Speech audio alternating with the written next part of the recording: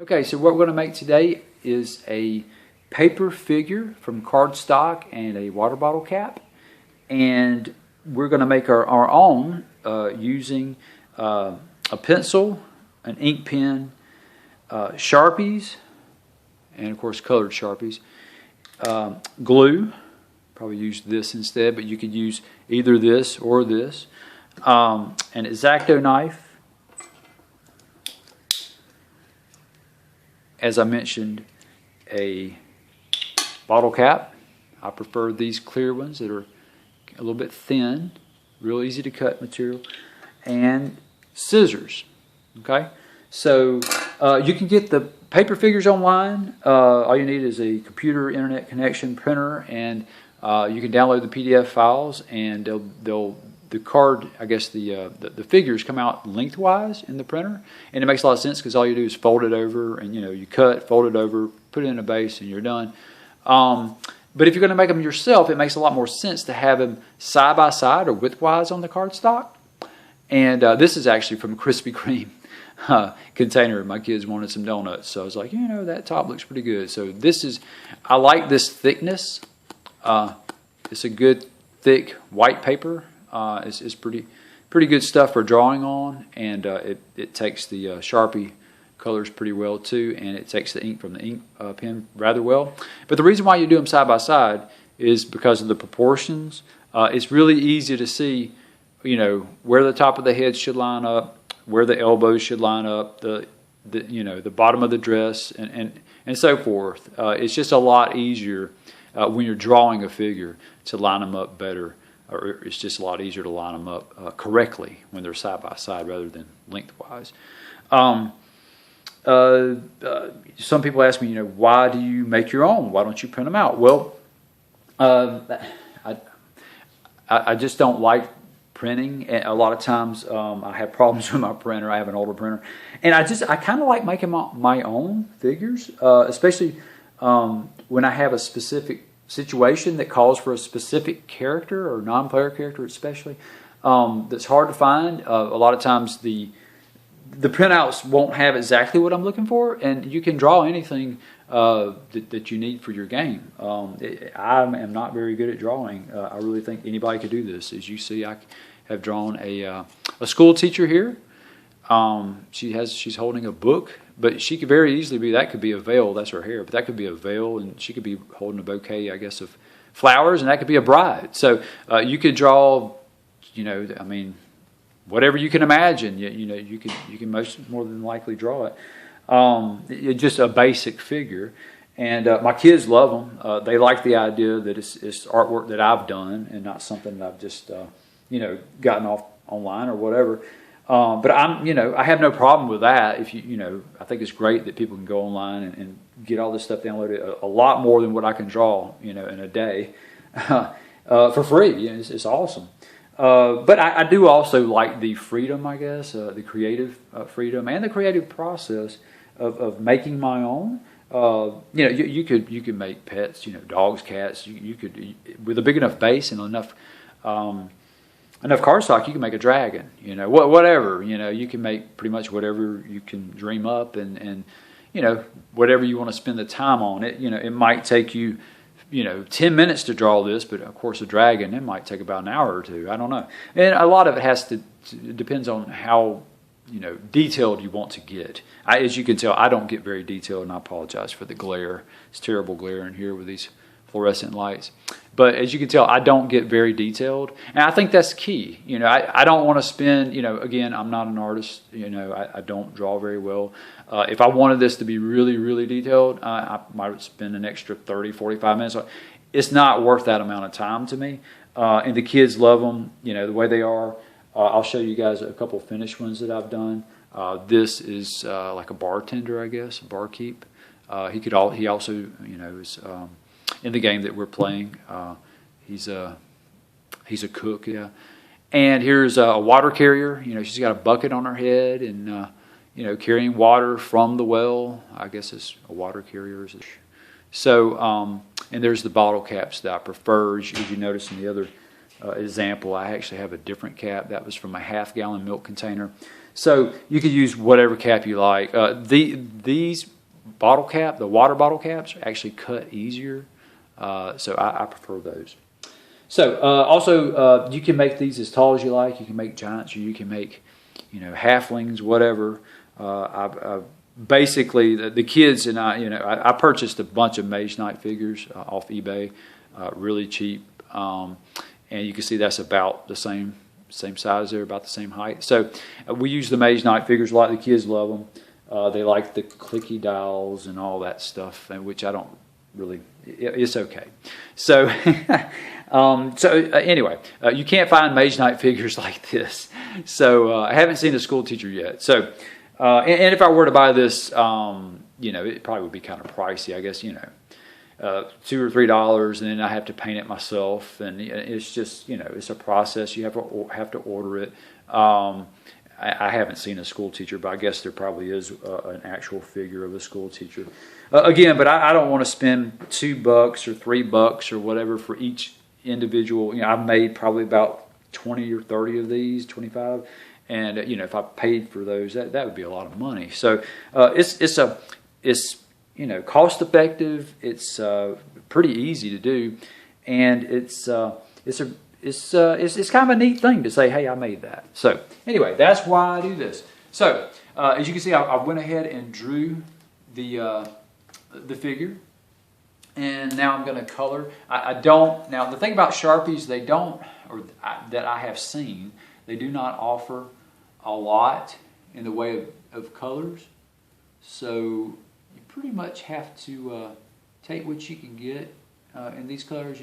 I could use colored pencils, which I might try that someday. But the Sharpies work rather well. I'm pretty happy with them. Okay, so here's where we're going to ink the drawing. So I'm going to make sure I've got some ink flowing here. And this is a little bit more of a tedious process. You want to make sure you have your lines down, but it's really very simple. Again, doesn't have to be perfect. It's close enough. Here we go. And so blonde hair, blue dress, brown book, you know, ink it, and now we're going to cut it.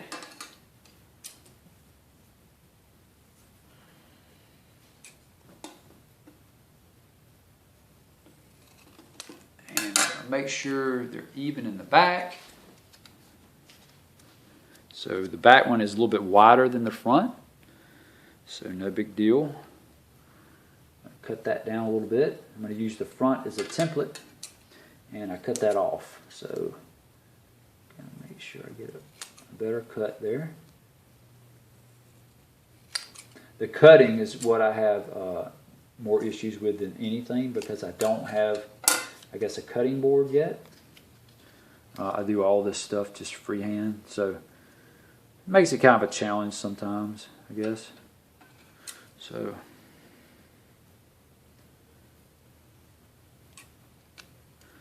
be wiser to cut like that, but that's okay. I can see the line there.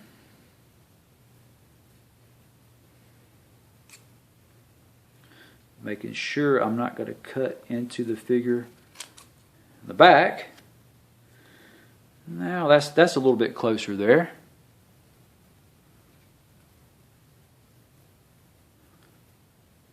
Okay. You want to make sure that the width is pretty much right on, and you want to make sure the bottom, and then of course the top, and with just a hair off like that, makes it kind of tough, because you've got to do some fine-tune adjustments. So what I like to do is try to figure out which side. Okay, I think the right side here probably could get a little more off of it. So I'm gonna favor the left side here, so that I chop some of the right side off on the back. Just a little bit, not much, very little.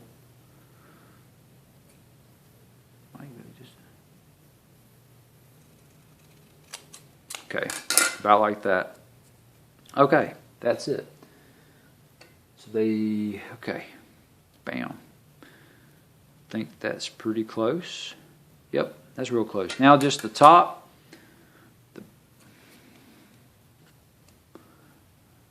That looks good.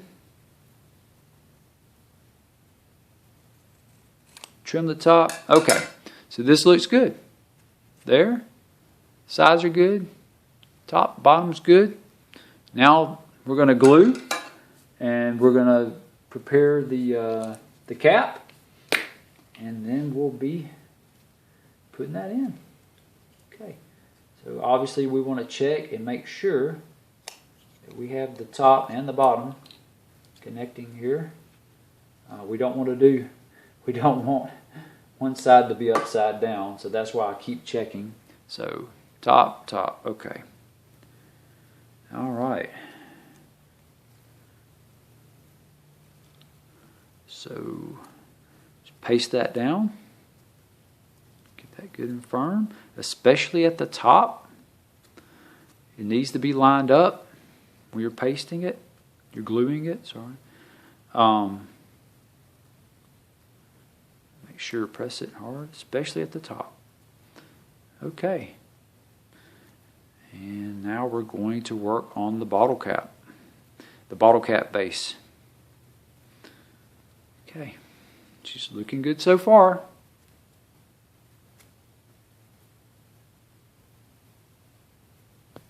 Okay, now for the bottle cap base.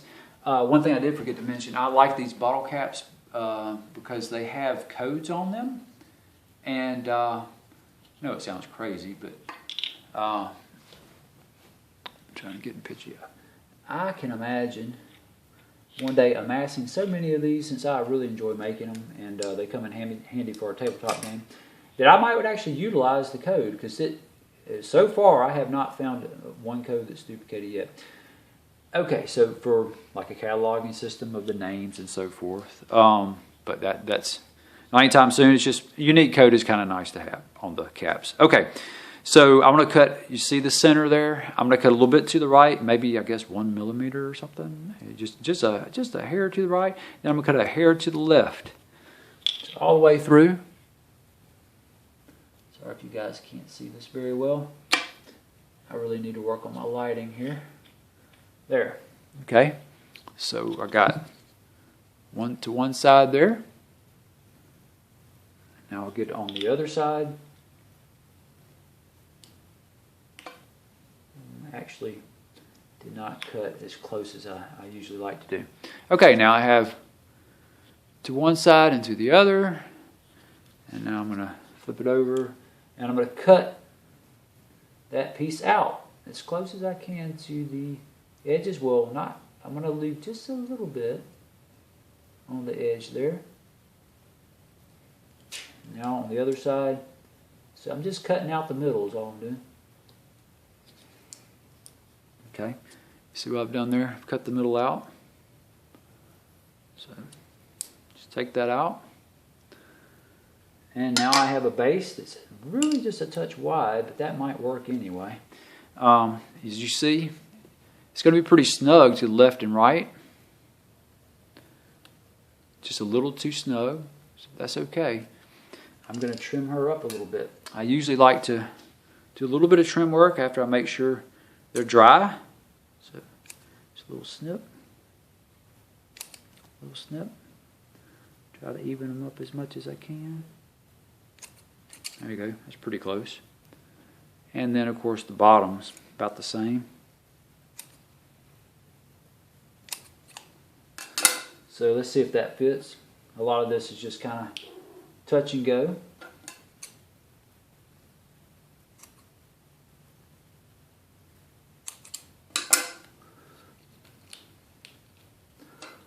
I usually cut my bottle base is a little bit better than that, but that's a pretty good fit. Her base, I usually have a little bit more of a flare. As you see, the edge of the Krispy Kreme is giving me a little bit more of a flare on the bottom, which is good because I actually cut that cap a little bit too wide. The good news is it's a bottle cap. Who cares? I can make another one. But this works pretty well. It flares out just enough So what I'll do is I'll probably have to glue that. So, but that's okay. You can see, works pretty well. A little bit of glue and she'll be in there really well. Okay, so there's my little NPC school teacher. Okay, so I put a little bit of glue down there on the base for her. She didn't really need it, but I just felt like maybe I would do that just to be on the safe side, so better safe than sorry. Paper figures they're a little more fragile, you know, and I'll be grabbing, moving around. The kids will be moving around. Need to be careful, it's still kind of wet. But anyway, so they're a little more fragile, so you need to keep that in mind. Also, humidity, things of that, you know, in your hobby room or your crafting studio, whatever, you need to make sure that humidity is lower than 60% for sure for paper. And also just, you know, keep them in a case. You know, this is a little traveling case I use when I'm on the road or whatever. And I have crafting resources I can put in there and the paper figures up front, and I can use that case to make paper figures even when I'm away from the house. That's pretty nice. Oh, and the bases. You can always flock the bases. I mean, obviously you can do anything you want to with them. You can color the backgrounds, whatever. This figure will only see probably about a total of an hour on the table, maybe, probably less than that. So not a crucial figure, so I'm not going to spend much more time than I've already spent about 20 minutes or so on her, maybe 30 minutes. So that's already probably too much. So not going to flock the base, not going to paint or any of that stuff, but obviously you could. So I mean, if you wanted to use these for your PCs, you certainly could do all that, and they probably would look pretty good.